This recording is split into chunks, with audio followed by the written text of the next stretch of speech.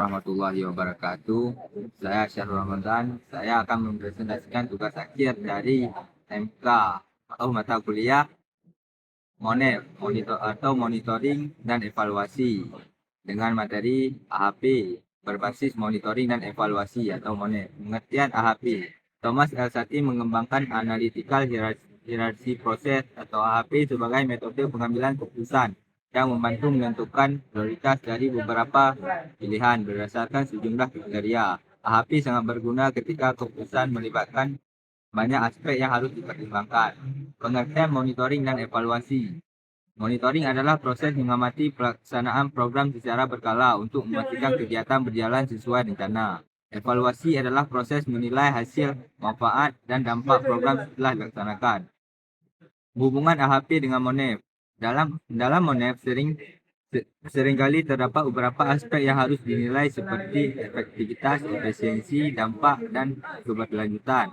AHP membantu menentukan aspek mana yang lebih penting sehingga hasil evaluasi menjadi lebih objektif dan terstruktur.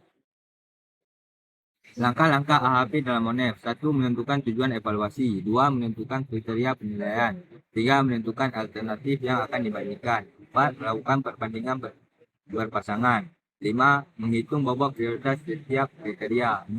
Menentukan alternatif terbaik berdasarkan nilai akhir.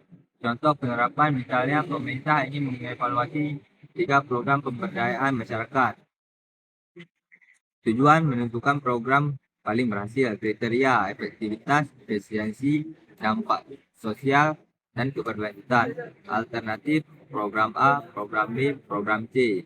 Dengan AHP, setiap kriteria diberi bobot sesuai tingkat kepentingannya. Setelah itu, setiap program dinilai berdasarkan masing-masing kriteria. Program dengan nilai tertinggi menjadi program yang paling direkomendasikan. Kelebihan AHP dalam MONEF: membantu menentukan prioritas secara sistematis, mengurangi keputusan yang hanya berdasarkan pendapat pribadi, mempertimbangkan banyak kriteria sekaligus, hasil lebih transparan dan dapat dipertanggungjawabkan.